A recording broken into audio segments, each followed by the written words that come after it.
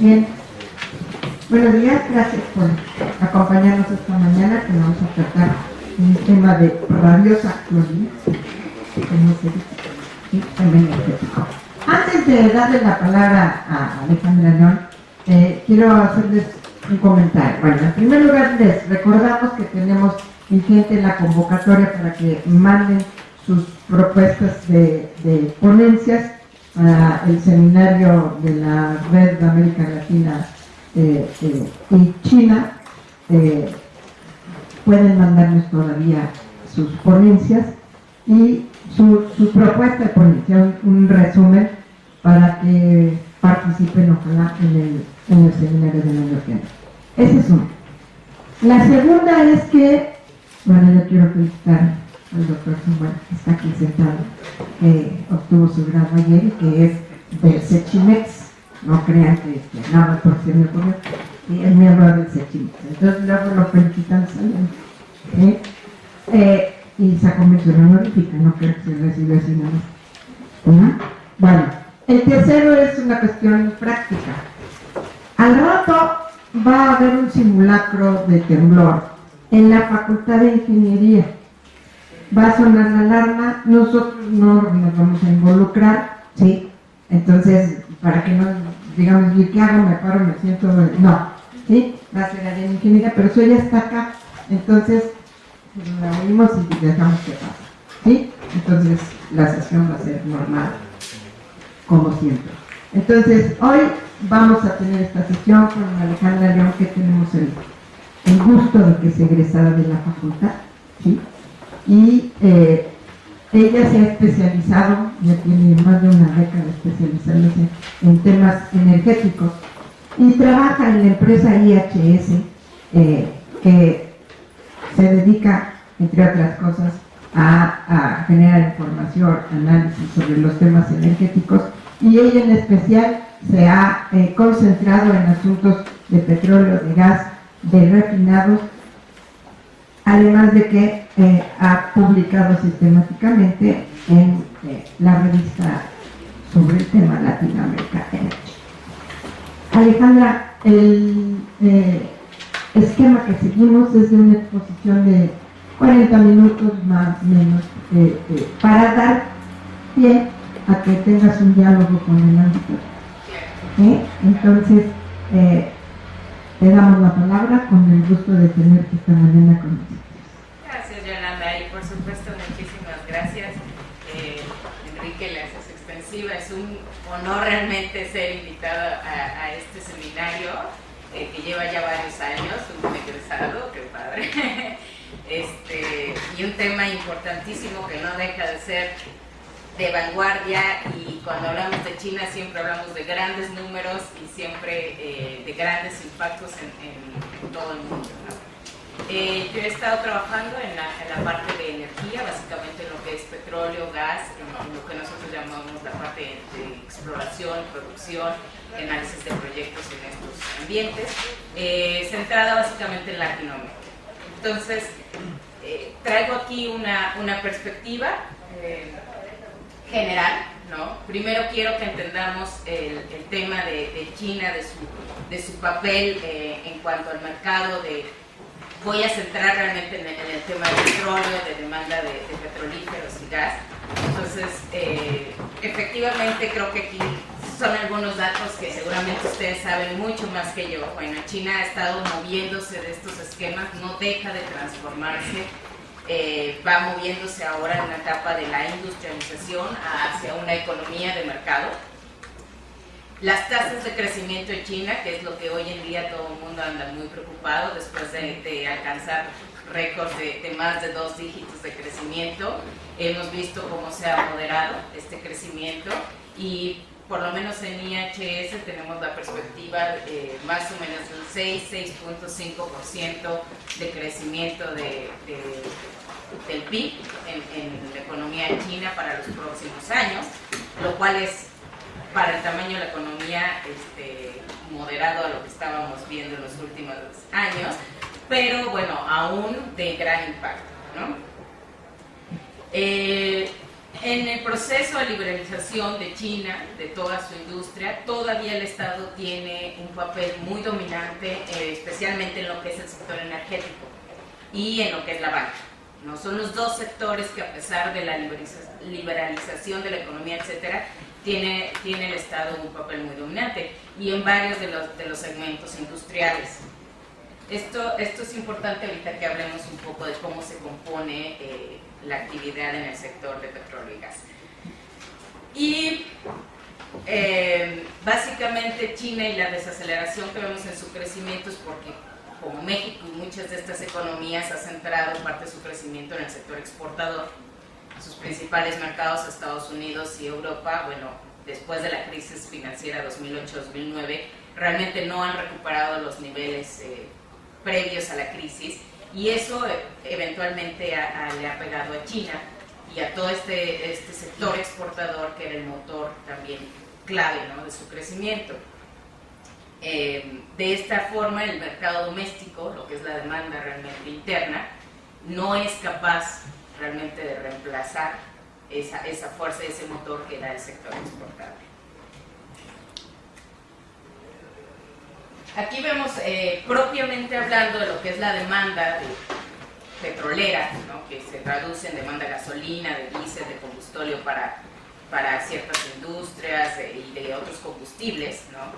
Está muy ligada, como en casi todo el mundo, a este crecimiento económico, pero también hay que ver que en tiempos, digamos, antes del 2005, donde el crecimiento económico de China estaba prácticamente en los 2 dígitos, bueno, la demanda de petróleo también era muy elevada, el crecimiento, y gran parte de lo que creció el precio del crudo en los años 2004, 2005, 2006 en adelante, se debía mucho al crecimiento de la demanda de petrolíferos en China, ¿no? Hoy en día, junto con como se ha ido moderando el crecimiento económico en China, y especialmente la parte del crecimiento industrial en China, se ha moderado también el crecimiento de refinados.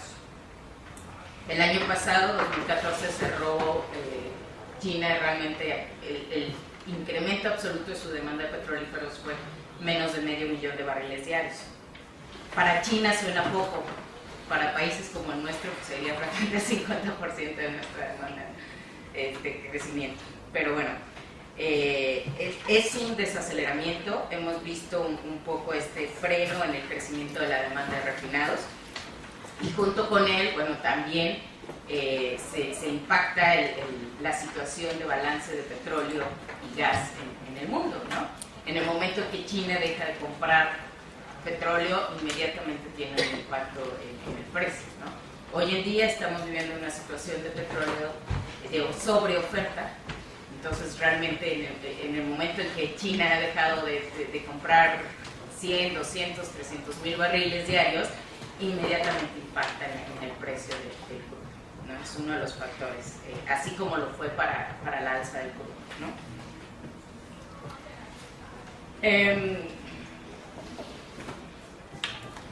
Realmente es importante ver el cambio estructural que tendrá la demanda de petrolíferos para China. La demanda industrial, cuando la industria estaba creciendo en su apogeo en China, pues realmente la demanda de petrolíferos iba muy de la mano, creciendo muy aceleradamente. Ahora que la parte industrial está muy desacelerada en China, y que nos enfocamos ahora qué pasa con el consumo doméstico, qué pasa con el consumo vehicular, etcétera, ese componente de la demanda de petrolíferos realmente es mucho menos intensiva, digámoslo así, que lo que es la demanda industrial. De esa forma, bueno, no podemos esperar en los próximos años, y ahí está la línea grisecita, que es realmente el crecimiento de la demanda de petrolíferos en China. No podemos esperar crecimientos nuevamente de arriba de 8 o de 10%, realmente es mucho más moderado, ¿no?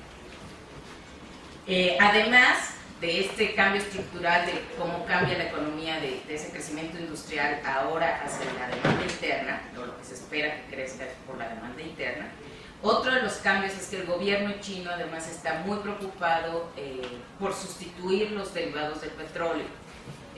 Uno, por las preocupaciones ambientales, y a pesar de que, bueno, en China, y supongo que han hablado en este foro sobre la cuestión de la alta contaminación y todo en China y cómo no se ha realmente sumado a ninguno de los protocolos realmente por disminuir los gases de efecto invernadero, etcétera. Eventualmente el gobierno de China sí quiere, tiene una gran preocupación y una presión internacional sobre los temas ambientales. Entonces el gobierno de China está tratando de sustituir, está haciendo una fuerte campaña por sustituir el uso de combustibles fósiles, o por lo menos derivados del petróleo. Hay una campaña muy interesante para el uso de gas natural en camiones de carga y los transportes pesados realmente. Se usa un gas natural comprimido y bueno, también en la parte de precios de petrolíferos, parte de la liberalización que ha sufrido China, también empezó ya a poner impuestos adicionales a lo que es gasolina y diésel en China para tratar de desacelerar ese consumo y que los consumidores busquen alternativas, ¿no? Los vehículos eléctricos también es parte de las campañas en China, una penetración que, aunque pequeña, creo que China es de los que van a la punta en cuanto a introducir los vehículos eléctricos.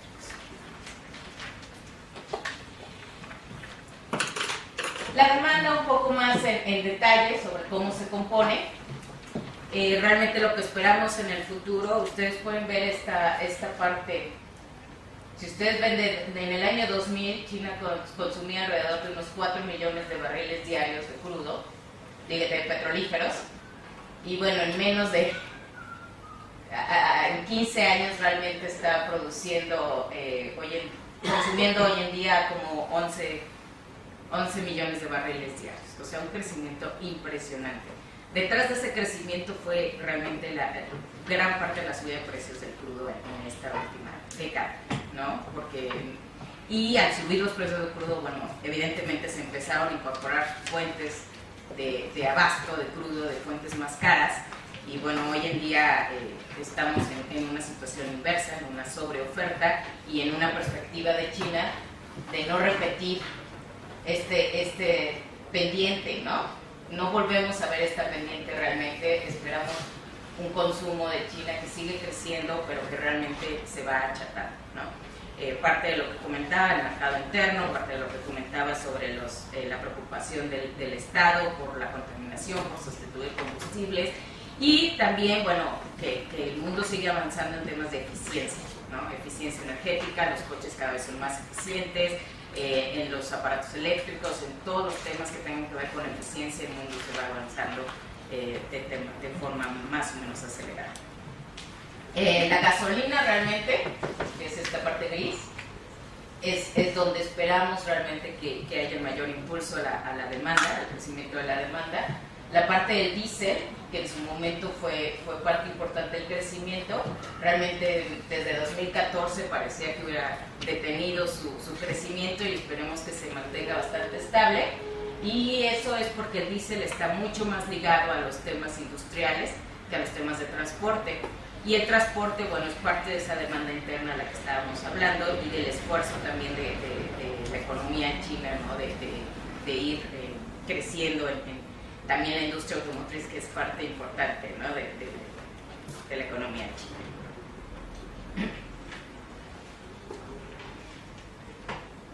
Solo por algunos de los detalles de estos crecimientos, hablamos de gasolina, de diésel, solo por mencionar, por ejemplo, productos como la nafta, que están mucho más ligados a la petroquímica y al desarrollo de algunos productos derivados, finalmente plásticos y esos temas. Es curioso que, por ejemplo, en China también es un gran proveedor de carbón, tiene grandes recursos de carbón. Y curiosamente, lo que no sucede en otros lados del mundo puede suceder en China porque es un recurso relativamente barato y están desarrollando mucha tecnología para sacar oleofinas directamente del carbón, por ejemplo. Y las oleofinas eventualmente son este mismo competidor de la nafta para la cadena de petroquímicos y plásticos, ¿no? Entonces, ¿cuál es el problema ahí? Bueno, eventualmente que es mucho más contaminante, ¿no? el proceso con el carbón. pero en temas de precios, etcétera, bueno, es interesante ver esas dinámicas y a veces la cuestión de desarrollo industrial y de avance económico se sobreponen a los temas ambientales. Aquí les mencionaba yo, este es uno de los ejemplos que tenemos la estimación para que se den cuenta cuando un gobierno pone esta campaña de sustituir, de introducir el gas natural en su flota vehicular, principalmente en transporte de carga, en camiones pesados. Nuestra estimación es, realmente aquí pueden ver el impacto, ¿no?, en el consumo. Esta parte gris es lo que realmente se está sustituyendo con el gas natural, ¿no? Entonces es ya iniciando desde hace unos cuantos años como esta penetración finalmente también logrará moderar lo que es el consumo de diésel en este caso, ¿no? Entonces, sin embargo, esto ya es bastante agresivo, ¿no? A veces uno pierde las dimensiones y cree que se puede sustituir uno a uno, ¿no? Ya frenar el crecimiento de un combustible por medio de sustitución es un esfuerzo enorme, porque estás hablando de crear todas las cadenas de distribución, todas las cadenas de abastecimiento, etcétera, que sustituyan, ¿no? Y el cambio de la flota también, ¿no? Es diferente el tanque, etcétera, como se requiere para esta flota. Entonces es un esfuerzo impresionante y yo creo que solo en China vamos a ver un caso tan dramático en el que puedan realmente frenar el uso del diésel por una política muy agresiva sobre la introducción del gas natural. Bueno, y del lado de la oferta, ¿no? ¿Qué pasa con las refinerías? ¿De dónde vienen estos 11 millones de barriles diarios de productos, ¿no? China es un caso muy interesante porque realmente se ha enfocado a ser autosuficiente en sus productos refinados. Importa crudo. El gobierno chino se ha ambicionado realmente preferir ser un importador de crudo a ser un importador de productos refinados. Por supuesto, por el tamaño de la economía es impresionante la cantidad de refinerías que hay, ¿no? Porque son más de 70 refinerías las que existen en China. Hay un amplio rango de capacidades, hay refinerías muy chiquititas hasta refinerías enormes. Hay, como en otros sectores, está abierto, hay inversión privada.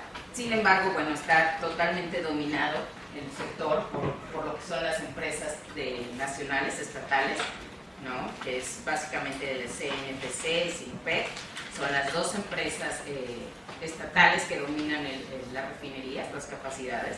Estas dos empresas tienen más o menos 65% de la capacidad instalada de refinerías.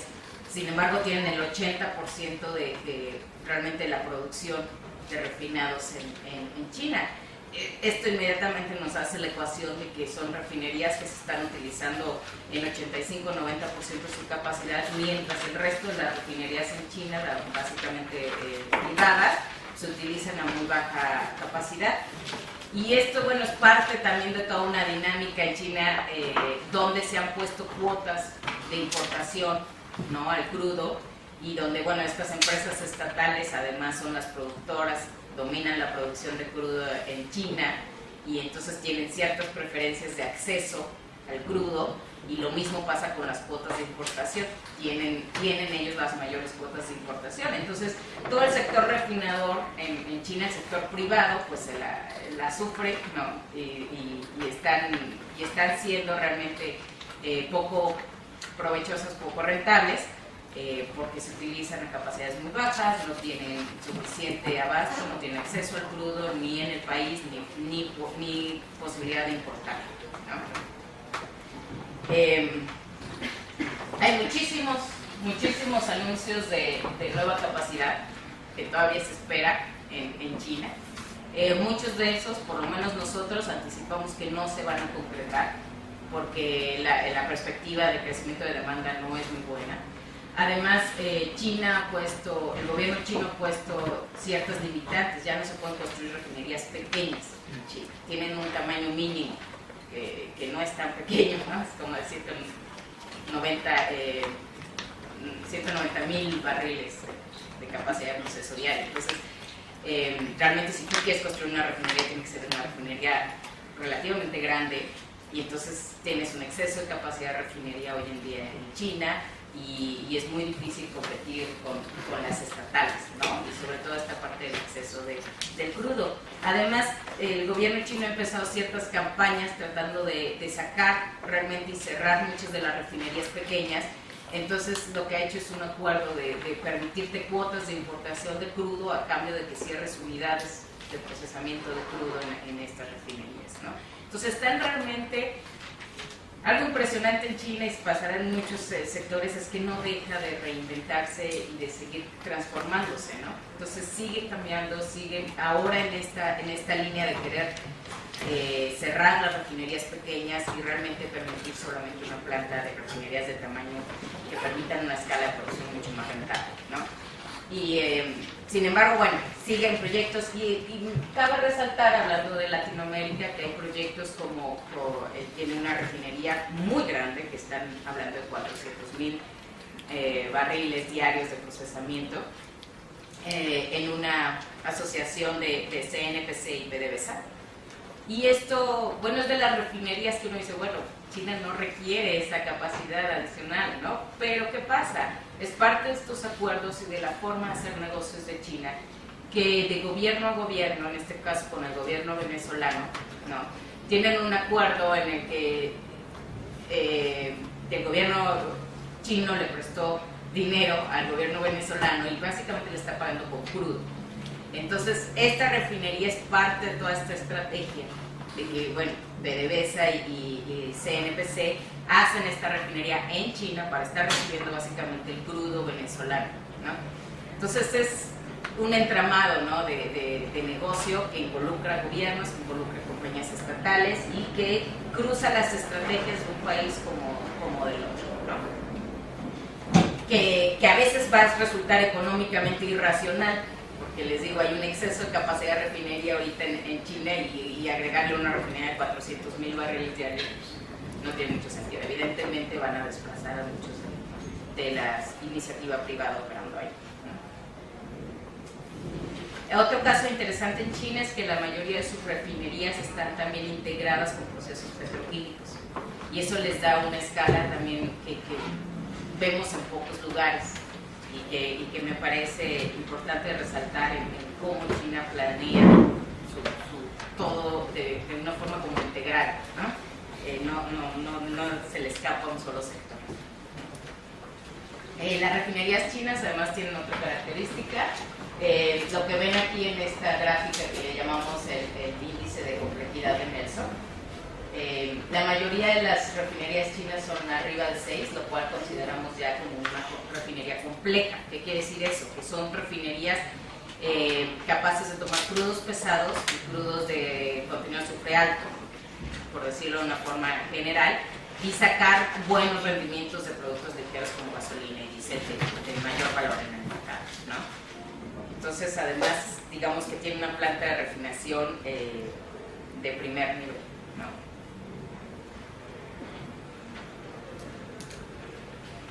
Ok, este es un poco el tema que ya les comentaba, del problema de la utilización de las refinerías. Las refinerías estatales están utilizando realmente en tasas de 85-90%, mientras las refinerías, mayoría privada, y las pequeñas tienen tasas de utilización muy bajas, y que eventualmente pues, el mercado va a tener que ajustar ahí cómo sucede, ¿no? Sobre todo cuando estamos hablando que la perspectiva de crecimiento de demanda de petrolíferos realmente se va a desacelerar, y así varios de los proyectos yo creo que quedarán fuera del esquema de China. China importa básicamente el 60% de su consumo de crudo. Esto estamos hablando de un poco más de 6 millones de barriles diarios. México produce escasamente 2.4 millones de barriles diarios. Quieren ponerlo un poco en perspectiva. China importa 6.2, 6.3 millones de barriles diarios, ¿no? Si hablamos de China, siempre hablamos de números y dimensiones muy, muy grandes, ¿no? y sus principales proveedores de China realmente el crudo es Medio Oriente, ¿no? Más del 50% de sus importaciones de crudo vienen del Medio Oriente, de América solo cerca del 11%, ¿no? Y hablando de América, bueno, más o menos sus principales proveedores son Venezuela, Brasil, Colombia y Ecuador. Brasil sorprendiendo realmente en lo que va del año, me parece que ya están importando cerca de 400,000 barriles diarios de Brasil, cual ha sido un salto impresionante, y que está ligado también a estas relaciones gobierno a gobierno, en el que el gobierno chino ha sido un gran prestamista para el gobierno brasileño, y parte del pago siempre es crudo a condiciones relativamente favorables, más favorables que las del mercado, incluso en estos tiempos de precios bajos. Solo para resaltar el punto que les decía, la estrategia en China es no vamos a ser autosuficientes en refinados, aunque la parte del crudo tengamos que importar. Pero la estrategia para el crudo, bueno, ahorita vamos a platicar un poquito más, pero bueno, esta gráfica, la intención de estos comentarios es mostrar realmente esta autosuficiencia, mostrar que realmente es una autosuficiencia que esperamos se sostenga en los próximos 25 años, ¿no?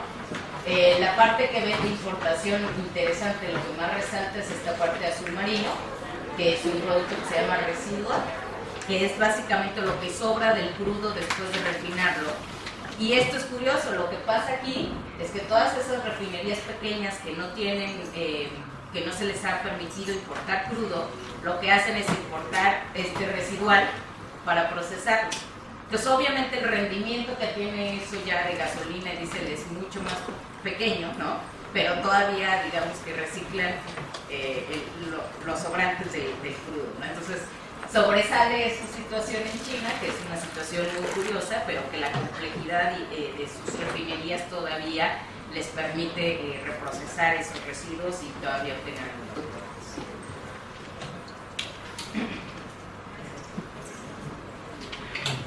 Solo un poco la dimensión de la cantidad de proyectos de refinería que todavía se hablaban en China.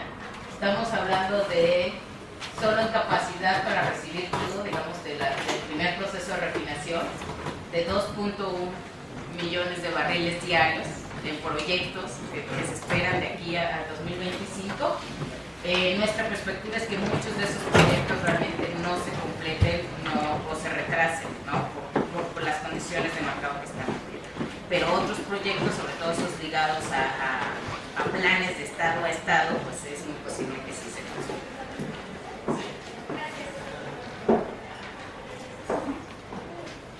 Y ahora, el abastecimiento crudo, ¿no? La producción de crudo en China es alrededor de 4 millones, un poco más de 4 millones de barriles diarios. Tiene realmente ciertos recursos, digamos, vastos, ya quisiéramos muchos tener esos recursos, y muy recientemente incluso se habla de un buen potencial de recursos no convencionales. Sin embargo, la mayoría de sus yacimientos, de sus sistemas petroleros ya se encuentran en una etapa de madurez, ya han llegado a su pico de producción y se encuentran en una declinación. Eso, aunque consideramos que el potencial de no convencionales y que todavía tiene áreas por seguir añadiendo producción, bueno, va más o menos compensando lo que van declinando sus campos existentes, de tal forma que esperamos que a largo plazo China siga produciendo alrededor de 4 millones de barriles diarios, ¿no? Bastante estable su producción. Eso nuevamente nos coloca en una posición de déficit de crudo como la actual, o sea, seguir con esa necesidad de importar. Si hoy importas 6 millones, pues con lo que poquito que más crezca la demanda, bueno, estarás importando 6, 7, 8 millones de barriles diarios de crudo. Y esa situación no se ve que cambie en los próximos 25 años. Aquí, bueno, este diálogo, bueno, menciona algunos de los proyectos, de las áreas en las que todavía definitivamente hay potencial, pero realmente la parte de la declinación, la parte de los campos maduros, pues está ahora sí que en su conjunto apenas se compensa con todo lo que vemos de nuevos proyectos y que continúan las inversiones en China y que continúa mucha actividad, incluso en no convencionales. Gráficamente, todo lo que es gris es lo existente y efectivamente en esta declinación, toda esta parte azul marino y la parte verde son proyectos, ¿no? Un poco la lista que ponía yo en el slide anterior, ¿no? Esa lista de proyectos todavía de nuevas áreas que están por desarrollarse o que están evaluándose para desarrollarse, pero efectivamente la gran esperanza, como es en esta industria, es siempre seguir explorando y siempre seguir encontrando nuevas áreas de explotación, ¿no? Que es toda esta área, y unido a lo que es los no convencionales, ¿no?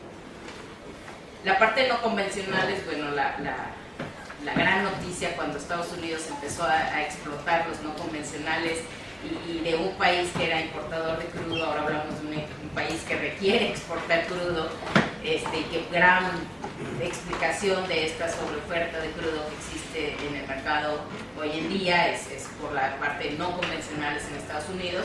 Bueno, uno piensa que en cualquier país que haya no convencionales se va a replicar el fenómeno. No es así. México incluso se ha hablado mucho de la posible explotación de recursos no convencionales. No es así, requieres de una infraestructura industrial, requieres de una cadena de abastecimiento muy intensa, requieres de agua, requieres de químicos, requieres de una actividad de perforación muy intensa. No cualquier país obtiene todas esas condiciones juntas como se dieron en Estados Unidos, ¿no? O como se están dando en Estados Unidos.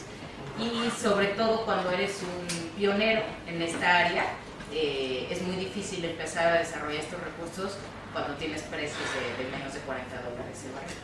Entonces, Estados Unidos tuvo este boom gracias a que gozó de precios más altos que le permitieron cubrir esas pérdidas en sus investigaciones y en sus desarrollo de técnicas para estas áreas. Pero hoy en día cualquier otro país que está empezando, hablamos China y Argentina, que son quizá los que ahorita tienen mayor posibilidad de desarrollar esos recursos, no es el boom que se va a dar en Estados Unidos, ¿no? Pero bueno, de cualquier forma, hay mucha actividad todavía que hacer en China y mucho que explotar.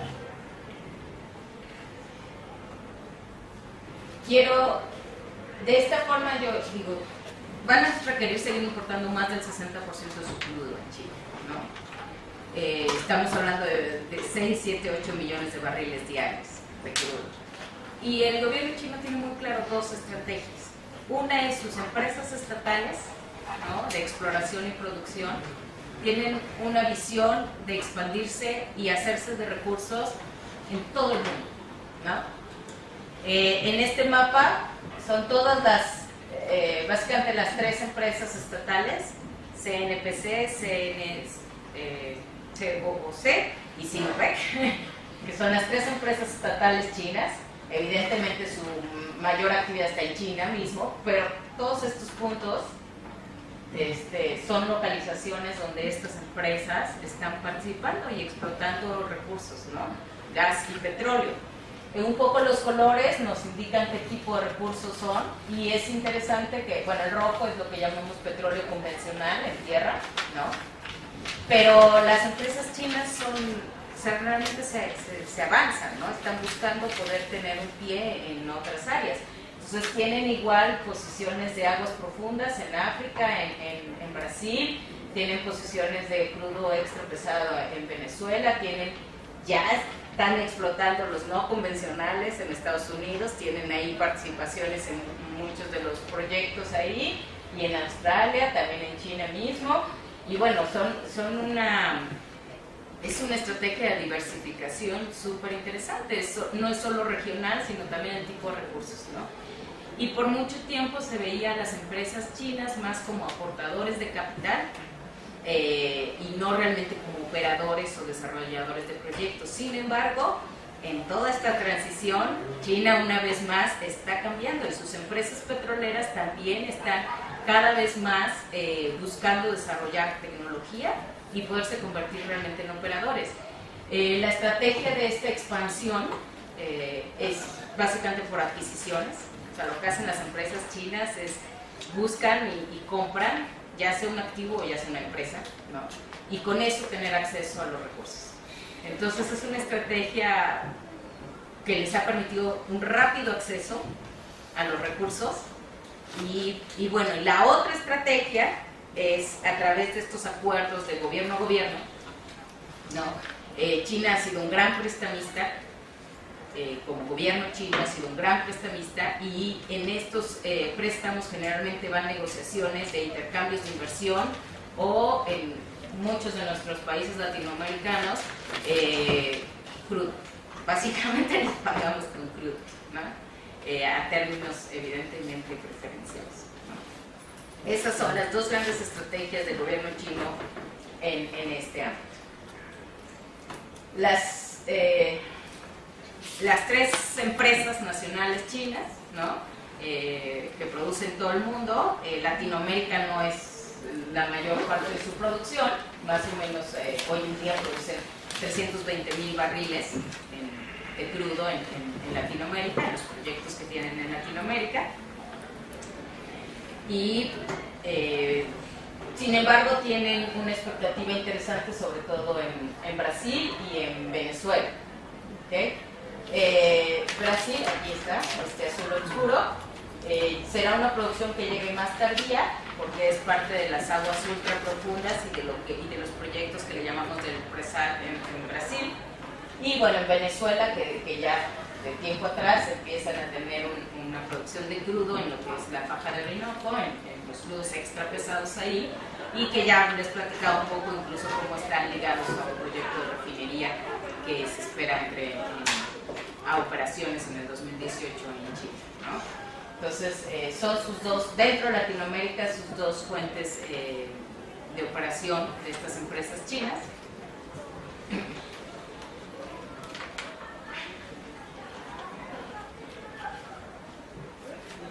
Y ahora quisiera presentarles un poquito cada una de ellas, ¿no? CNPC es realmente la empresa más importante en China en cuanto a producción de petróleo y gas, ¿no? En este barras de aquí abajo podemos ver que es una empresa que está produciendo cerca de 5 millones de barriles diarios, considerando la producción en China y su producción que tiene fuera de China. Hasta aquí el verde llega a China y todo lo demás es producción fuera de China, ¿no?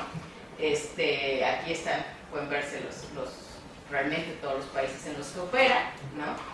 Es una empresa, es la más fuerte del gobierno chino. Esta empresa ha entrado a operar en estos países en asociación principalmente con otras empresas estatales, pero también con empresas privadas, sobre todo en los temas de no convencionales y de aguas ultra profundas, para poder ganar realmente ese expertise de tecnológico y de desarrollo.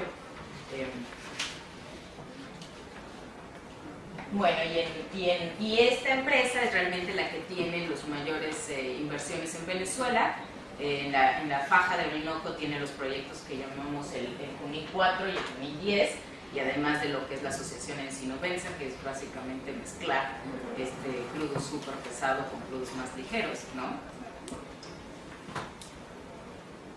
Y bueno, y en Brasil lo que es el proyecto de Libra, ¿no? Que es uno de los grandes yacimientos que hoy en día, bueno, debido a la situación de los precios del crudo y debido a la situación de Petrobras misma en Brasil, ¿no? Que están realmente reduciendo sus actividades, sus inversiones, están pasando por una crisis financiera y política muy severa, posiblemente se retrasen, pero esos son los tipos de situaciones en las que las empresas chinas o los gobiernos chinos, el gobierno chino inmediatamente toma ventaja, ¿no?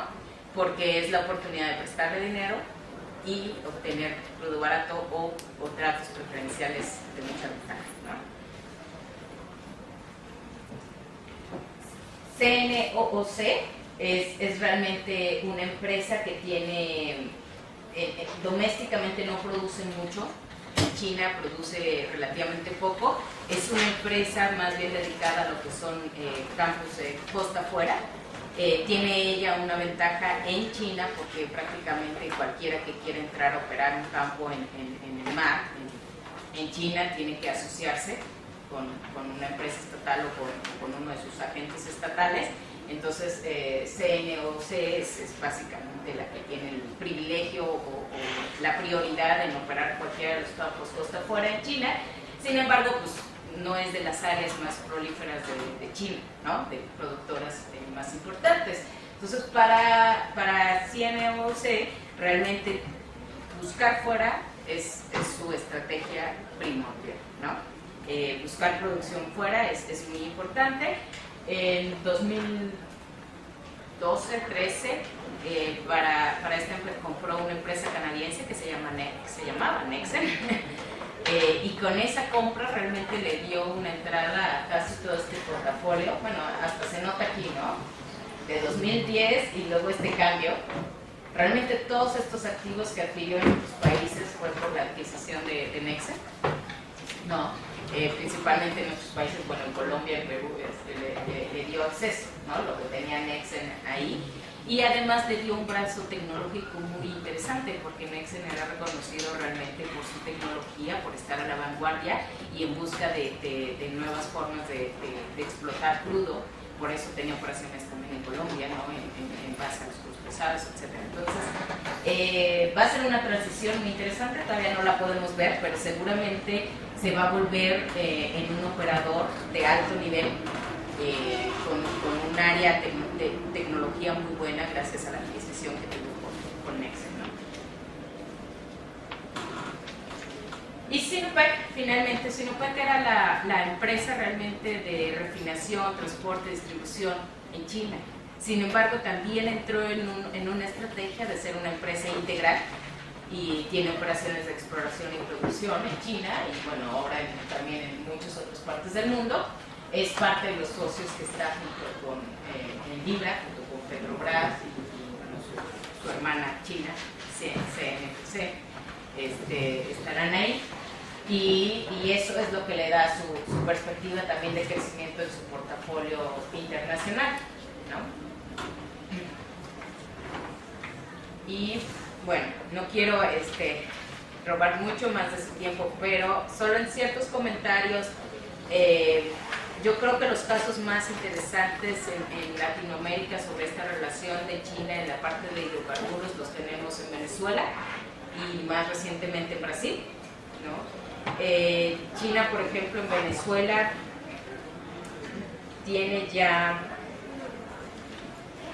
le ha prestado cerca de 56 mil millones de dólares en los últimos 8 años. Venezuela le ha estado pagando con crudo, pero parte de los problemas en Venezuela, los problemas estructurales en Venezuela es tener ya comprometida toda esa producción de crudo con el gobierno chino. Todavía este año contrató otros 5 mil millones de dólares que le prestó el gobierno chino a Venezuela. Entonces sí le ha estado pagando, pero sigue comprometiendo cada vez más y más recursos. Entonces, pues realmente Venezuela es un país rico en recursos naturales, sin embargo su población no lo es, porque ya prácticamente esa producción está comprometida a pagar gran parte de estos recursos que China le ha estado prestando, ¿no? Y que vemos que continúa prestando, ¿no?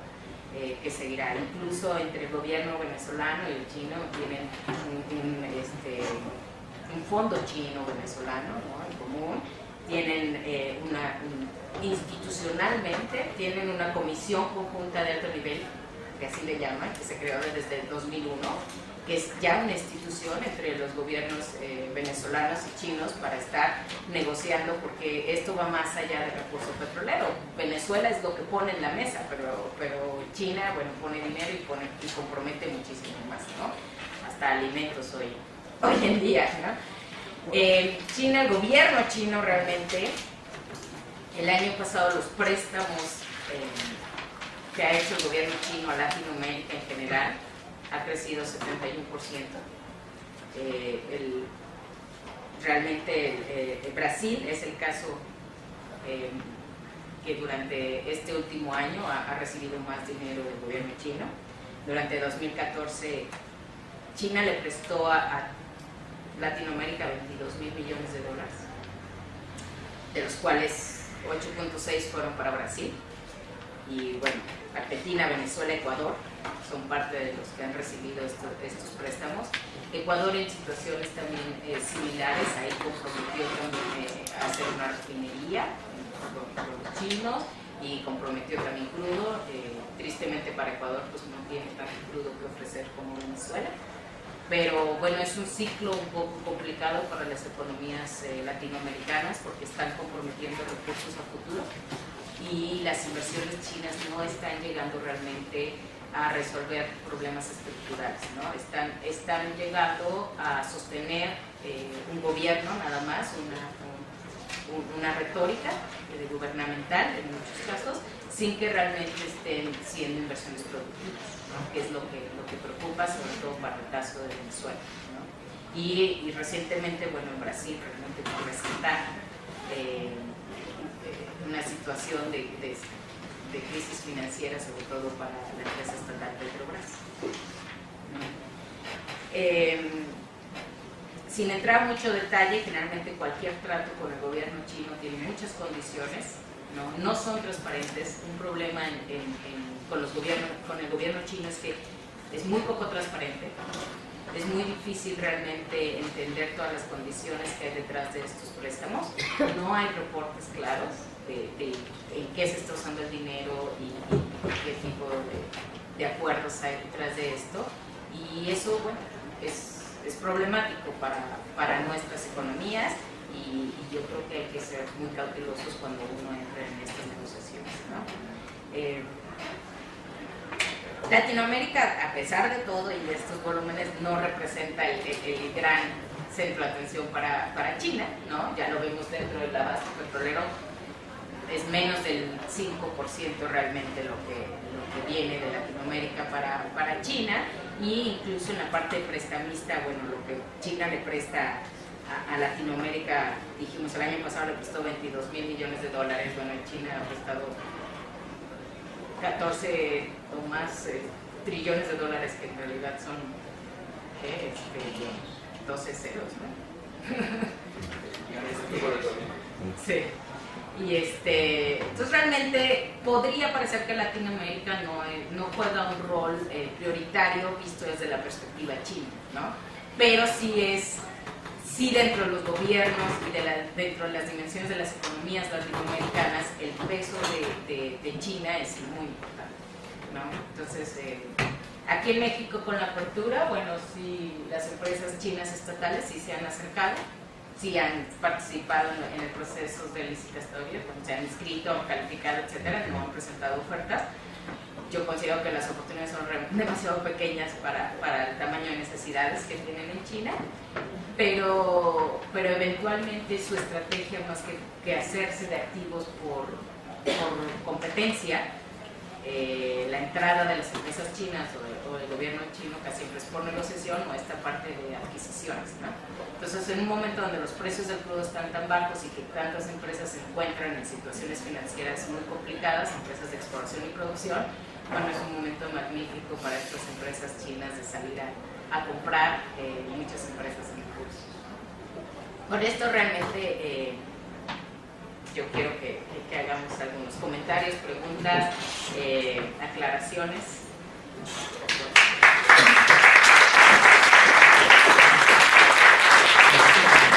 Gracias, Alejandra, muy interesante.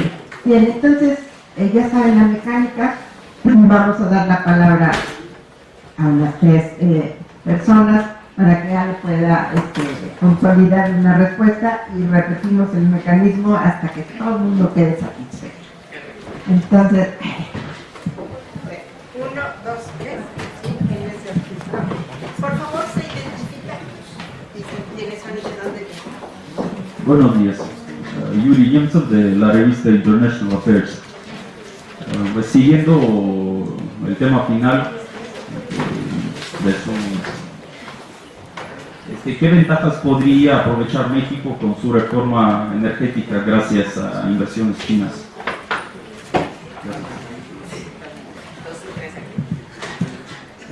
Soy Roseli, ex consejero comercial en China. Una duda, ¿los no convencionales son las arenas bituminosas o qué más? y el oromulsión es este o es residual, ¿no? Técnica. Otra sería muy interesante si nos pudieras hablar unos 5 minutos ese desarrollo, intercambio México-China en petróleos de cero a lo que está ahorita, porque China desde hace 30 años por lo menos insistía y pedía a México un barril de petróleo y México decía no tengo ninguno para atrás, ni uno, no absoluto. Y los pobres chinos venían a México a ver sus embarques hacia China o Singapur, pero comprados a Shell en Los Ángeles. O sea, el petróleo mexicano sí llegaba vía terceros, ¿no? Entonces de repente, hace que 5, 6, 7 años, se empieza a vender poquito petróleo a China y ya tiene hay algo interesante en esta relación. ¿Y cómo lo ves a mediano plazo? Ahorita, el director del Centro Multicultural, profesor Ochoa, curiosamente mi tesis como ingeniero químico industrial trata de monolefinas. Sí, a mí, tanto como mi colega, me llama mucho la atención esto, de por qué México no puede hacer esto. Inclusive yo hablé con el ingeniero Díaz Serrano, me dijeron que a través de Permargo y Offshore Company hay un comercio clandestino de China con México, el petróleo, así como se hace con la chatarra, etcétera, lo cual no es en un momento dado que no se encuentran las estadísticas, lógicamente. También vi que cuando yo viví en China en los años 77, 79, había un ejemplo de Cachín, ese complejo petrolero, como había de Tachay, parece ser que todavía aparece. Bueno, como yo soy también deseador por la paz, me llama mucho la atención la presencia militar de los chinos en África, en Durban, porque están protegiendo también su suministro. Y en ese sentido, bueno, ya va a haber carretes que van a ir hacia Argentina. O sea, no forma parte, digamos, de la estadística, pero sí es algo que es preocupante, porque si bien es cierto que a trasmano se va este comercio, por otro lado hay una penetración en nuestro caso. Entonces, lo importante sería ver cómo se puede negociar, como decía mi amigo de hace muchos años, o sea, que México realmente entre en eso. Porque el problema está de que en Venezuela hace años nos ofrecían a nosotros ir a trabajar, hace 50 años que ya salimos, o sea, no tiene, y menos ahora, un personal técnico. Sí lo hay en México, yo vi gente en Arabia Saudita, ingenieros, o sea, especializados en cuestiones de petroquímica, que para mí es el principal problema nuestro. Mientras sigamos, y eso lo dije hace 45 años, mientras sigamos exportando crudo, nunca vamos a salir. Ahora, ¿cómo ser un poco más hábiles con ellos? Esa es la situación, o sea, cómo llegar a poder negociar, sin términos iguales que no sean tan desiguales. A ver si hay un poco más atrás dentro de eso. ¿Qué se podría hacer si hay un gobierno que no está respondiendo a las expectativas nuestras de soberanía nacional? Gracias. Claro. Es interesante porque recorriendo cómo estas empresas chinas y el gobierno chino ha ido haciéndose de recursos naturales en todo el mundo. México ahorita en su apertura quiere hacer un tema clave para México es ser transparente en todo este proceso de apertura en el tema energético. La transparencia ha sido como centro de todo este proceso y creo que además fue lo único que pudieron decir que salió bien en la primera fase de licitaciones, ¿no? Fueron transparentes, ¿no? Y no sé si qué tan bueno, qué tan triste, ¿no? Pero el tema es que no parece ser una estrategia que cuadre mucho con la forma de hacer negocios de estas empresas petroleras chinas o del gobierno chino en sí mismo. Incluso me acuerdo que un poco antes de la reforma o algo así, cuando Peña Nieto anduvo en China también anunciando acuerdos con el gobierno chino y cosas así. Ese es el estilo del gobierno chino y de sus empresas petroleras. A ellos no les gusta entrar a un proceso competitivo, transparente, abierto, etc. Ellos les gusta negociar acuerdos mucho más amplios que involucran Estado a Estado, que involucran no solo la actividad de petróleo generalmente, sino algún otro interés. Y les gusta sentarse realmente a ver quién da, quién quita y cómo. ¿no? No es nada transparente, es muy difícil de seguir los términos de ese tipo de acuerdos, ¿no? La verdad es que para el gobierno mexicano, yo lo digo, le conviene seguir un proceso transparente, competitivo, ¿no? Los tiempos ahorita de petróleo barato, etcétera, mejor la competencia, ¿no? Que después estar en situaciones, la verdad es que yo lo que veo en Venezuela, lo que veo en Brasil ahorita, se me hace muy, muy riesgoso, ¿no? Comprometes no 5, 10, 15 años de crecimiento económico de cierta industria, entonces se me hace mucho más riesgoso. Yo la verdad prefiero que los chinos, bienvenidos, pero bienvenidos bajo las reglas de transparencia y de competencia, ¿no? Participe junto con todos los demás. China en ese sentido también ha ido haciendo cambios, también va aprendiendo, sus empresas estatales también van mejorando en ese sentido. Ya no quieren solo llegar a poner dinero en la mesa, ¿no? Quieren aprender, quieren poder tener tecnología, poder adquirir ese conocimiento para poder llevarlo también luego al territorio chino, ¿no? Entonces, en ese sentido, mi perspectiva es que estas empresas también van a ir subiéndose a la competencia internacional y van a ir asociándose, lo han hecho ya, ¿no? Se han asociado con Shell, se han asociado con Chevron, en cosas muy particulares en las que realmente dicen yo quiero aprender, quiero adquirir tecnología, quiero ver cómo se desarrolla esto, ¿no? Entonces van evolucionando así. Esas empresas yo creo que bienvenidas a México, ¿no? Tienen recursos financieros que hoy en día es lo que escasea terriblemente para el ambiente petrolero, ¿no? Entonces tienen recursos financieros bienvenidos y están en esta transición realmente de ser competitivas, ¿no? Entonces, esas empresas bienvenidas. La parte de una negociación gobierno a gobierno, la verdad es que mi opinión personal es que ojalá que el Estado mexicano no caiga en ese tipo de negociaciones, ¿no? Que pueden comprometer realmente un futuro crecimiento económico del país.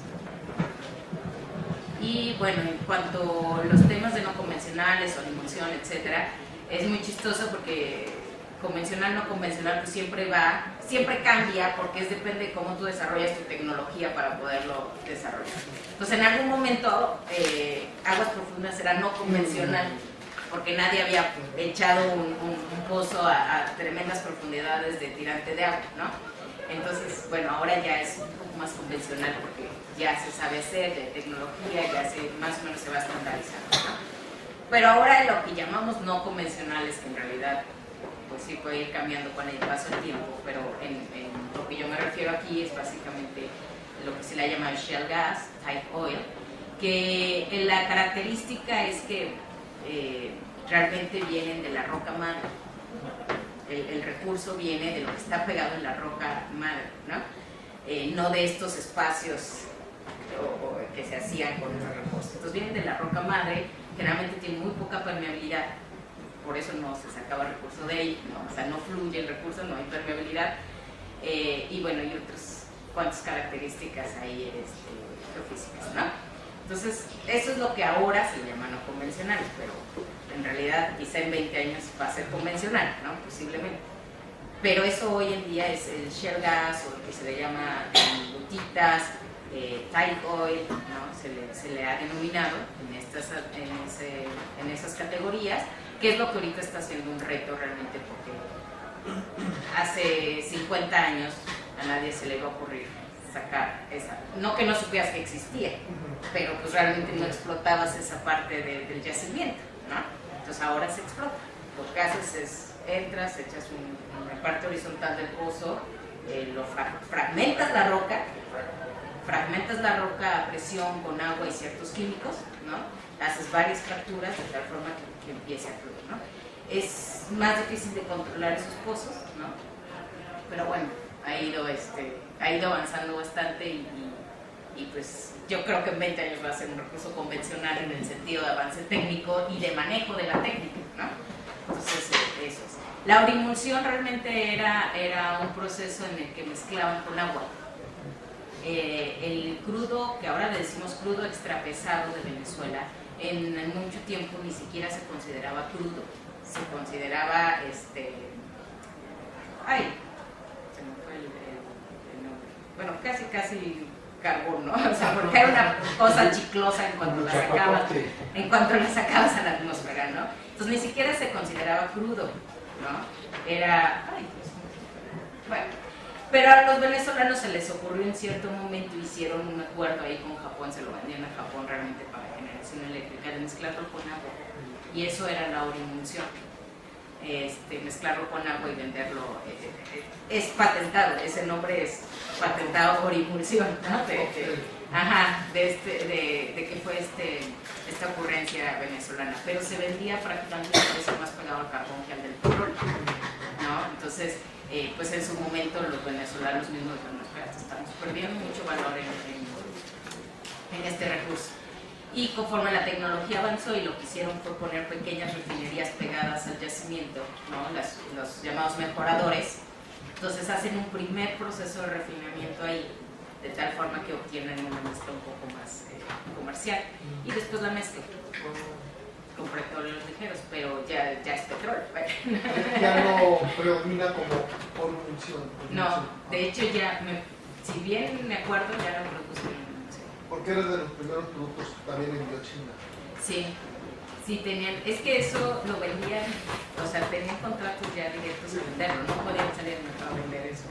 Entonces necesitaban, por ejemplo, con Japón ya tenían una planta eléctrica que quemaba orimulsión, pero tenía que ser hecha para quemar orimulsión. No podías ir a vender orimulsión a cualquier mercado, porque nadie te lo iba a tomar. Entonces tenían ya acuerdos en ese sentido. Pero hasta donde yo recuerdo ya no se produce eliminación. Ahora están estos mejoradores de crudo y la mezcla, ¿no? Mezcla con crudo ligero para tener mezclas de 16 API, que sigue siendo un poco pesado, pero ya te lo toman. ¿Qué más tenía aquí? Bueno, la transparencia y las estadísticas en China son un verdadero azar, ¿no? Nosotros a veces sacamos las cuentas de esto que yo les menciono, de importaciones y todo, por las contrapartes, ¿no? Más que por las estadísticas en China, ¿no? Es un problema, ¿no? La transparencia. México, el problema de México es que no tiene petróleo para venderle a China, esa es la verdad. O sea, nuestra mayor preocupación es que el petróleo va cayendo, seguirá cayendo. No hay forma de que tú agregues 500 millones de barriles diarios de producción como lo anuncia el Estado mexicano, no, para el 2018. No hay forma técnicamente posible. O sea, no hay forma de sumar 500,000 barriles diarios de producción en 3-4 años, ¿no? No hay proyectos que te lo den, la mayoría de los campos en México son campos maduros, han pasado su pico de producción, van en declinación, no hay muchos proyectos nuevos, así como la lámina que les puse en China que tenía esta parte en producción. En México la declinación es todavía más brusca, ¿no? Mucho más aguda. ¿Por qué? Porque realmente está muy concentrada en 4 o 5 campos, entonces en cuanto 4 o 5 campos declinan, se notó, ¿no? Y todos los recientes descubrimientos y lo que pueda entrar en producción, proyectos que están en evaluación, en desarrollo, etcétera, son muy chiquiticos, son de mucha menor escala, ¿no? Entonces no hay forma de reemplazar esos barriles. México requiere explorar porque no hay recurso que te sostenga la producción en el futuro. Requieres ir a descubrir recursos y eso toma tiempo. O sea, te toma 7, 10 años empezar una exploración y realmente producir algo. Entonces, esa es la realidad de México. México requiere explorar, no tienes de otra. Y pues desgraciadamente ahorita en la apertura, con una coyuntura del mercado petrolero de sobreoferta, pues es muy difícil atraer inversiones. Lo que está ofreciendo ahorita México son cosas muy, muy pequeñitas, de escala muy, muy pequeña. Son cosas que no va a venir Shell, no va a venir Exxon, no va a venir Chevron, no va a venir las grandes nacionales, no van a venir ni los chinos, ¿no? Porque son materialidades muy pequeñas. Y la razón es porque este país lo que requiere es explorar. no tienes realmente recursos para vender y hemos vivido, yo creo, una realidad un poco equivocada de que México tiene muchos recursos. No. Tienes que ir y encontrarlos. Esa es la realidad. Y eso requiere una empresa que ponga dinero y lo arriesgue. O puedes no encontrarlo, ¿no? Y no es para mañana. Te va a tomar tiempo poder realmente mantener una producción. Yo no digo de 3, yo digo de 2 millones de barriles diarios, tendrá sus retos, ¿no? Y si a eso le sumas ahorita toda la transformación de Pemex, que es toda una revolución, evidentemente una resistencia cultural dentro de Pemex de querer hacer las cosas diferentes, requiere un periodo de adaptación. Pemex, el cambio ahora presupuestario que tanto pedía de ya no tener que depender del presupuesto, pues ahora está a topes porque le siguen cobrando impuestos, pero ahora ya no se les regresa, ¿no? Entonces es muy complicado. Entonces, si tú tienes tu empresa estatal, que es la poseedora de los recursos existentes, en un periodo de transición muy duro, ¿no? Que no puede ahorita seguir invirtiendo al ritmo que lo hacía o lo que sea. Y por el otro lado, una industria privada que está pasando también por un momento muy complicado financiero y que cuando voltea a ver qué le ofreces aquí, dice, no, pues por 20,000 barriles, pues busco en otro lado, ¿no? Entonces, Brasil ya revisó algunas de esas, como se nos decía, diciendo todo eso, y no va a haber, no tenemos al servicio de la gente, como por eso no podía. Sí, podemos conversar un poquito más si gusta, pero también me gustaría tomar otras 3 preguntas que estaban aquí.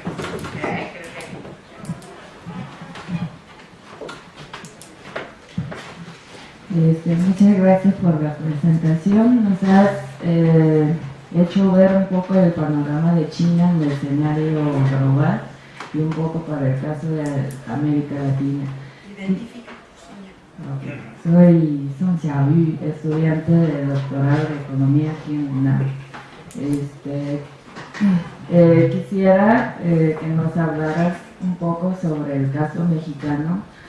Si no mal recuerdo, a víspera de la visita del presidente Peña Nieto a China, se firmó un convenio de crédito que China va a otorgar una línea de crédito a Pemex. No me acuerdo bien del monto, pero no sé si nos podrías hablar un poco sobre cómo funcionaría este crédito. Por ejemplo, mencionaste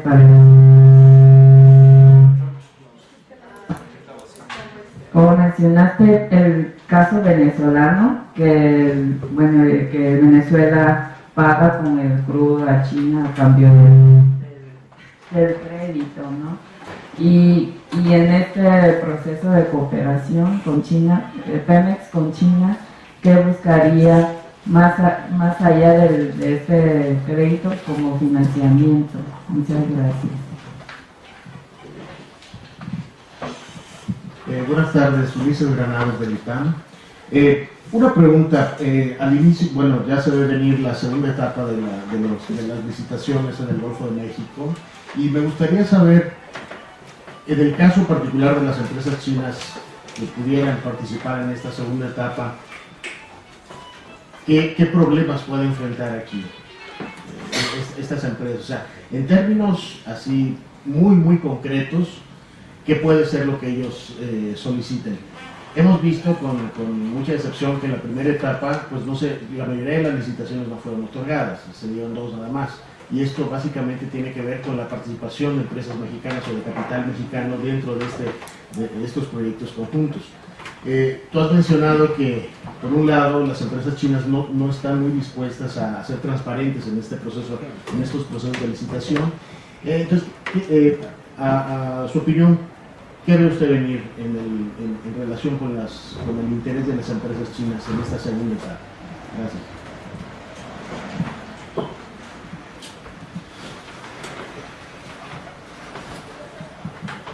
Lorena Méndez, académica de la UNAM y trabajo para la Secretaría también de Economía. efectivamente, el 30 de septiembre se habla de la segunda ronda. La Secretaría de Economía, la Secretaría de Energía y la Comisión Nacional de Hidrocarburos están hablando de que van a flexibilizar las reglas para que precisamente haya inversión. Mi intervención va en dos preguntas. La primera es, ¿qué sugerirías al gobierno mexicano que pudiera hacer para que efectivamente se haga atractivo? Traemos un problema de sobreoferta, como bien comentas, ¿no? Ayer creo que hubo una recuperación en la mezcla mexicana mínima, pero mínima realmente. Esa es la primera pregunta. ¿Qué sugerirías como académica y estudiosa del tema? Y la segunda pregunta es impresionante el poderío que están teniendo los chinos, me llama la atención mucho en la parte de hidrocarburos, también el poder que están teniendo y su estrategia de negociación. ¿Y qué sugerirías también a México que pudiéramos tomar como estrategia, pero específicamente estrategia de negocios, que pudiéramos hacer, no sé, ventaja comparativa, ventaja competitiva? ¿Qué serían las oportunidades para México? Gracias. Bueno, sobre la línea de crédito, ¿no? de China, etcétera. A mi entender, hasta ahorita realmente no ha habido un préstamo, ¿no? Ha habido la intención, por supuesto el gobierno de China está súper interesado, se ha acercado mucho a Pemex, porque si entendemos cómo se mueven estas empresas estatales del gobierno chino, antes que participar en las licitaciones, preferirían poder entrar con Pemex y decirle: te compro 40% de este activo, te compro 50% de aquel. Ahí te va el recurso financiero que te hace falta para desarrollarlo, ¿no? Y yo tengo el 50% del producto que está por ahí, ¿no? O cualquier otro arreglo. Y eso sí han estado muy cerca de Pemex. Pemex en todo este proceso de reforma tiene la oportunidad de asociarse, tiene la oportunidad de ser farm-ins o farm-outs, ¿no? Como lo quieras ver, si quién compra y quién vende, ¿no? Pero digamos, tiene esa oportunidad de hacerse un socio y a cambio de una participación ahí en el activo, en el plan de desarrollo, etc. Los chinos, desde lo que yo he podido apreciar, están formados, pero línea número 1, ¿no? Porque para ellos tiene más sentido eso, en su forma de hacer negocios, que realmente entrar a licitación. Ahorita, por ejemplo, para la segunda fase sí están calificados ya CNOOC, me parece que ya está calificado, precalificado para participar. No creo que participe, no creo que presente oferta. Es parte de esta segunda fase. Lo que es la segunda y la tercera fase de la licitación son de explotación, o sea, no hay realmente una posibilidad de descubrir más, son campos de explotación, lo que hace que la mayoría de las empresas petroleras ven los contratos como servicios, porque dicen, bueno, tú lo único que quieres es que venga, te saque lo que tú me dices que hay ahí y ya, ¿no? Y lo bueno, ¿no? Entonces no hay mucho incentivo para las empresas petroleras de participar en ese esquema. Además, por ejemplo, ahorita los que vienen de aguas humeras los limitaron, ¿no? Y son chiquititos, los limitaron a lo que es el descubrimiento que estaba anunciado ahí. Entonces es una filosofía de, pues sí, ven, sácame lo que hay aquí y ya, ¿no? Pero son chiquitos, son campos realmente en una escala muy pequeña. Creo que si acaso el de mayor perspectiva tendrá 80 millones de barriles como recurso ahí. No hay mucha oportunidad de explorar, de encontrar más, ¿no? O sea, ahí el juego es, bueno, si el factor de recobro está calculado en recuperar 15% de ese yacimiento, bueno, y si yo soy muy bueno tecnológicamente y recobro 20, pues ese será mi ganancia. Pero yo no veo que sean rondas muy atractivas, sobre todo para empresas como las nacionales en general, o sea, no solo las nacionales chinas. Generalmente todas las empresas nacionales tienen un compromiso de reemplazar o de hacerse recursos de muy gran escala. O sea, si tú ves a Pemex, dice, pues Pemex ni siquiera pidió esos campos, ¿no?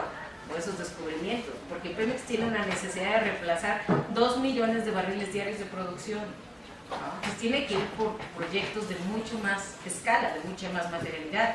A Petrobras le pasa lo mismo, a las empresas chinas pues estamos hablando de una escala todavía mayor, ¿no? Están buscando más de 6 millones de barriles diarios, ¿no? Entonces van por proyectos de mucha más escala.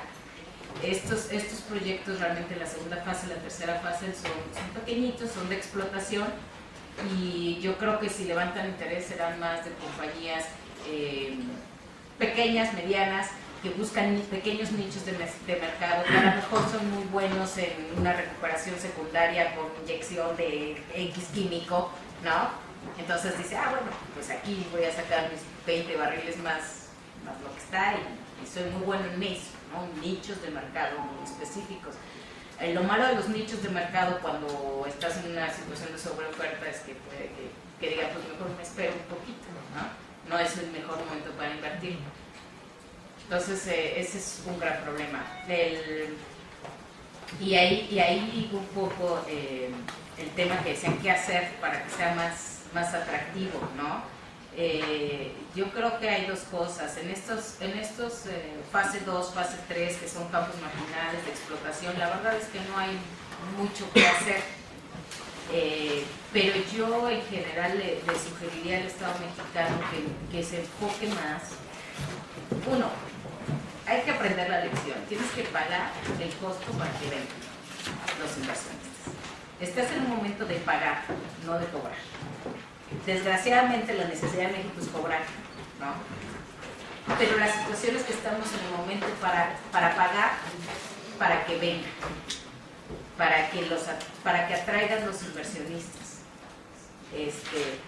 Ya vendrán los tiempos de cobrar, pero si no empiezas dando entrada, haciendo términos más flexibles, más atractivos para los primeros participantes, va a ser mucho más difícil a la larga. Una vez que tú logras atraer a los primeros participantes y que empieza realmente a haber más actividad, que empieza a haber mejor conocimiento geológico de nuevas áreas, sobre todo la parte del Golfo, ¿no? Del profundo y del norte, si realmente empieza a haber más conocimiento geológico, etcétera, que las compañías empiecen a tener evaluaciones más certeras del posible recurso ahí, entonces empiezan a vender más caro. Pero en un momento en el que hay poca información geológica, lo que estimamos es casi siempre por análogos en otras latitudes, ¿no? Etcétera. Las empresas dicen, espérate, todavía no me estás vendiendo nada, todavía no sé si hay algo ahí de materialidad, ¿no? Entonces es momento a veces no de cobrar. Yo creo que el Estado mexicano tiene que entender que ahorita no son los tiempos de cobrar, son los tiempos de hacer atractivo, de poder traer a los inversionistas. En ese sentido, yo, por ejemplo, las variables de licitación no debería ser cuánto le vas a dar al Estado de la participación de la ganancia. Debería ser mucho más balanceado hacia cuánto vas a invertir más. Porque si entendemos que necesitas mucha exploración, pues es más importante cuánto más vas a invertir que cuánto me vas a dar de una ganancia que a lo mejor nunca llega, porque a lo mejor nunca produces un barril de petróleo, ¿no? O lo produces con un margen de 0.01 centavo por dólar. ¿Para qué quiero el 90% de un centavo por barril, no? Entonces, yo creo que estamos en un momento, quizá eso lo puedes hacer después, cuando tienes recursos más ciertos, cuando ya tienes un nivel de actividad más fuerte, cuando ya tienes una cadena de abastecimiento más desarrollada, etc. Pero en este momento de primera entrada, yo creo que es más importante ser más flexibles, entender que no es momento para cobrar, sino para atraer inversiones, favorecer en los términos de licitación mucho más los programas de inversión y a las compañías que traigan mejores tecnologías, mejores experiencias de avances en productividad, etcétera. Premiar un poco más esa parte que la parte de cuánto me vas a pagar por barril cuando todavía no tienes ni un barril, ¿no? Y que a lo mejor a la hora que te lo tengas va a tener un margen chiquitico, ¿no? Entonces, eso sería un poco en general, ¿no? Lo que yo diría que podemos hacer a futuro.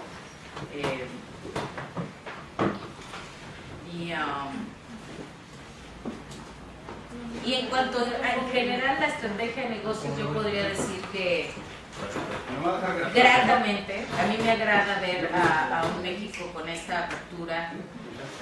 Me gusta ver a un México con esta apertura en la energía. Creo que México, desde que le apostó a una apertura de mercado, ¿no?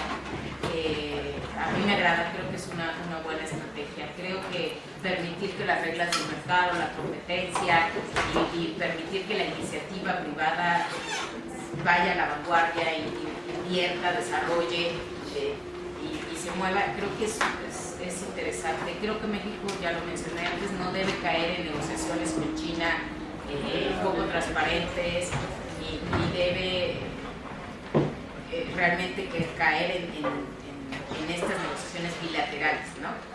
Creo que debe seguir en su paso de hacer un proceso competitivo, que si China tiene recurso financiero que traer, pues que lo traiga a través de asociarse con alguna otra empresa, que lo traiga, sí, si Pemex se va adelante con estos farm outs, etcétera, es una buena oportunidad para las empresas chinas, encuadra con su perfil, etcétera. Y Pemex, yo creo que el riesgo es que Pemex no sabe todavía cómo ser socio, nunca ha sido socio, siempre ha sido patrón, ¿no? Siempre ha sido el contratista, ¿no? Entonces, el riesgo es que Pemex aprenda a ser socio, que cuando se siente y negocie con China o con las empresas chinas, lo haga en términos, digamos, de estándares internacionales, ¿no? Lo haga en términos equitativos y de negocio, ¿no? Realmente. Este es un proyecto de exploración y producción, lo queremos desarrollar así, si tú no estás de acuerdo, pues cómo, etcétera, y el nivel de negocios internacionales. Yo creo que las empresas petroleras chinas van avanzando en convertirse ya no solo en un proveedor de recursos financieros, sino también en empresas que vayan mejorando en su competitividad, y esa es la empresa china con la que yo creo que no tendríamos ningún problema en que si Pemex se asocia o cualquier otro participante, si vienen los chinos con Shell a operar aguas profundas, pues bien, ¿no? O sea, mientras sea en un ambiente de competencia y transparencia, ¿no? Yo creo que no hay ningún problema.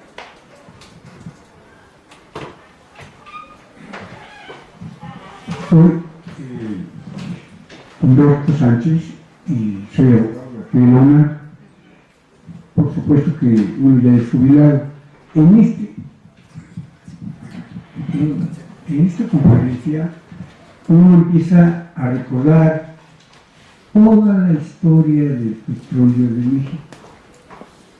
Si ven los Estados Unidos o ven lo de Rockefeller, lo Morgan, los transportes, lo que no es nuestro.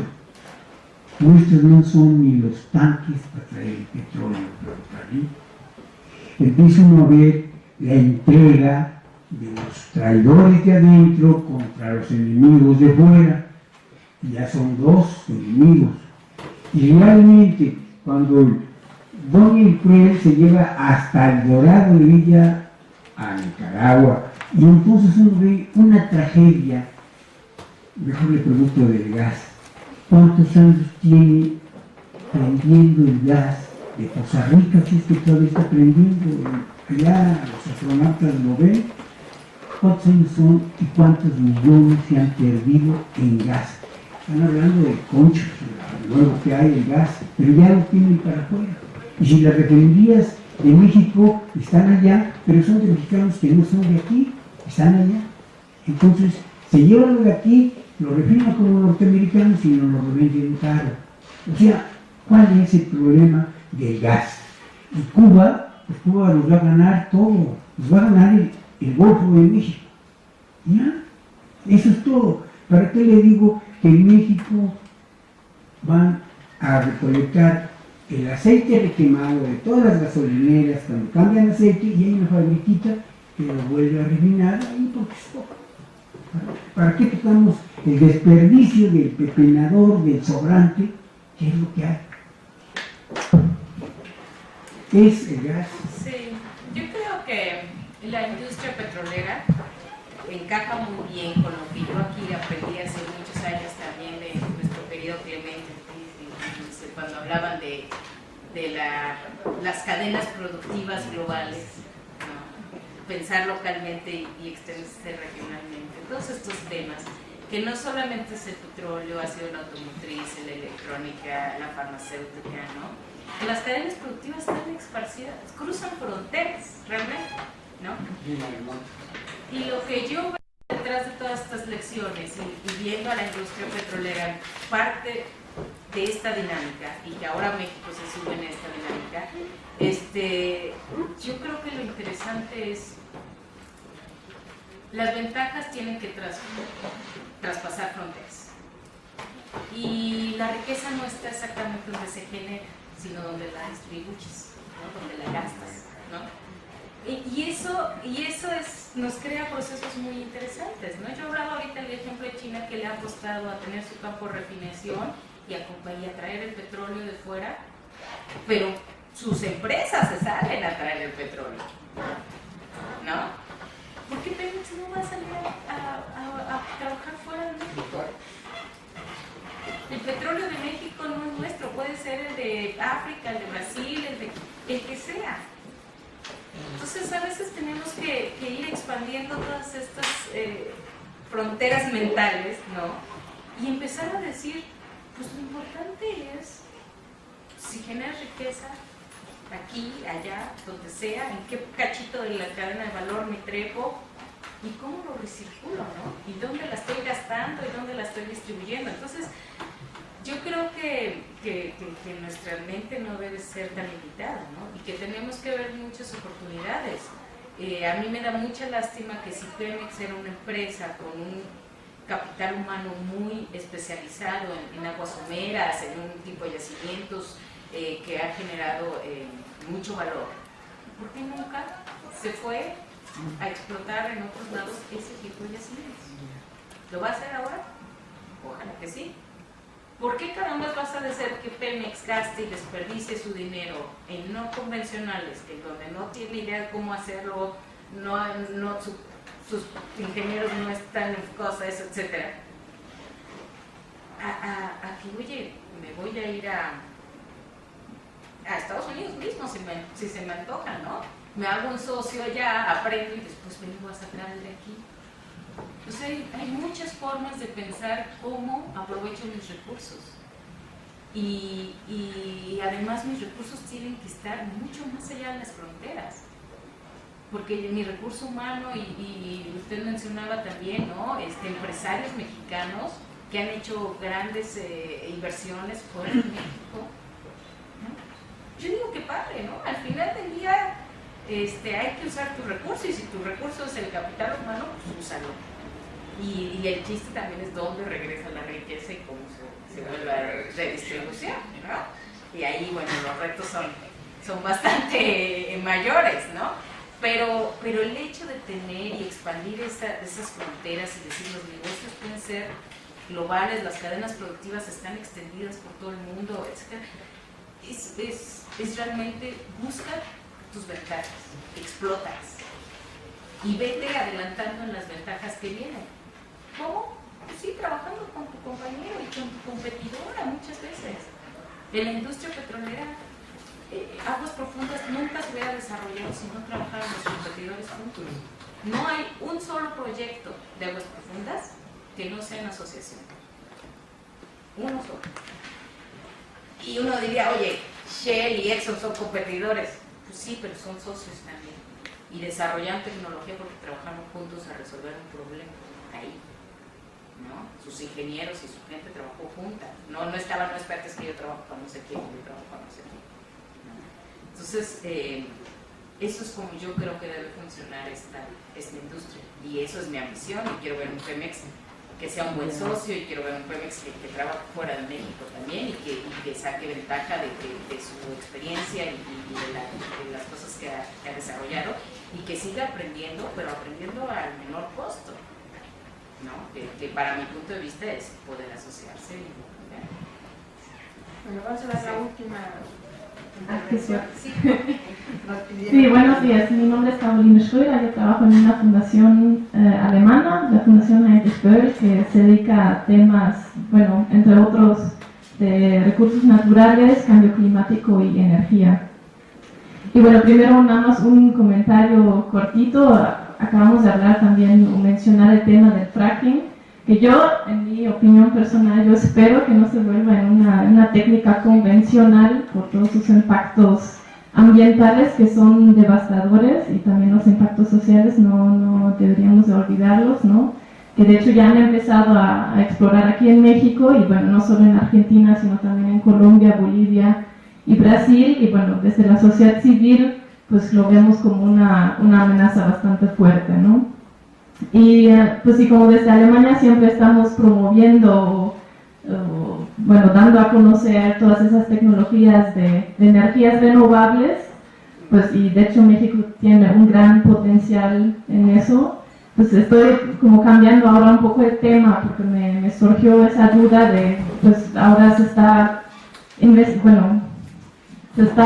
desarrollando cada vez ese concepto de desarrollo que se basa en la extracción de recursos, pero cómo está la situación de las energías renovables, ¿no? No sé si en China hay algún enfoque, algún panorama que, bueno, alguien quien se dedica a la investigación y al desarrollo, a la promoción de las energías renovables, y sí, pues como para ver un poco también el otro lado, no solo hablar de hidrocarburos y de petróleo, sino también ver un poco las posibilidades más verdes, digamos, ¿no? Entonces eso era mi duda de cómo está la situación de renovables en China y las posibilidades ahí de tener proyectos con México. Claro. Gracias. Mira, no traigo así la información suficiente como para decirte cómo va avanzando el tema de renovables en China. Los temas de renovables en general, sí hay una preocupación, hay acuerdos internacionales. China se ha quedado siempre un poco al margen de cualquier acuerdo que tenga que ver con reducción de emisiones, etcétera. ¿Por qué? Bueno, porque estaba embarcado en un proceso de industrialización que dijo, a ver, prioridades, ¿no? Primero crezco, me industrializo y ya después limpio, si puedo. Claro, idealmente uno dice, sí, crece y desarrollate desde el principio de una forma limpia, pero bueno, también no hay que olvidar que duele más luego el bolsillo que lo que uno respira, ¿no? Entonces, de repente las renovables, cuando el precio del crudo estaba a 100, pues había mucha cabida para pensar en renovables. Y cuando el precio del crudo está a 33, pues, la verdad es que el humo sale más barato, ¿no? Entonces, y eso me recuerda que no contesté un poco su tema del gas. El gas ha sido una opción dentro de los hidrocarburos limpia, ¿no? Más limpia que el petróleo, ¿no? En cuanto a emisiones, etcétera. Y tiene, pues yo creo, unos 25 años que realmente todas las matrices energéticas empezaron a replantearse y a introducir el gas natural en sus matrices energéticas, ¿no? Aquí en México, bueno, pasamos de una generación de combustóleo, que era la cosa más cochina del mundo, a una planta de generación de gas natural que efectivamente es mucho más limpia, ¿no?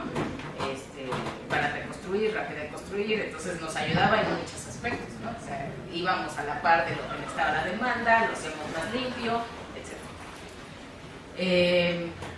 Creo que ese fue un paso 1, ¿no? La entrada del gas natural, y está todavía en mucho proceso, ¿no? Hay reglamentaciones, por ejemplo, para sustituir todo lo que es diésel y combustóleo en la parte de barcos, ¿no? De transporte de carga por barcos y que use gas natural. Pero mediante la extracción no convencional, y la parte no convencional es curioso porque mucho más la tecnología que piensa en tomar los temas ambientales, podemos ver dos líneas, ¿no? Una es, nos salimos de los fósiles y de los hidrocarburos, ¿no? ¿Y qué podemos hacer? Y el sol, y la geothermia y todo, ¿no? Y ahí está. Y eso es potencial y sigue avanzando. La otra es, por ejemplo, en China y con su generación de carbón y sus grandes recursos de carbón, ¿cómo hago una planta limpia aunque queme carbón? Entonces todo es el avance tecnológico en cuanto a captura de gases, ¿no? Y en cuanto a los procesos mismos de generación para que sean menos sucios, ¿no?